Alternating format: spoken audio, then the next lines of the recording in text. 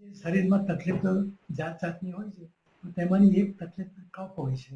અને કફને માટે શું છે કે આ એલોવેરાનો જે રસ છે એ 2 ચમચી લો અને અડધી ચમચી ગાયનું ઘી લો અને તેને ગરમ કરો અને તેમાં તમે સાકર ઉમેરો અને એક તમે 3 વખત દિવસના લયા કરો તો એમાંથી તમને રાહત ઘણી થઈ જાય છે. એટલે ઘરગથ્થુ ઇલાજ છે. તમારે ટફ મિક્સર લાવવાની જરૂર નથી, કોઈ ટેબ્લેટ લાવવાની જરૂર નથી.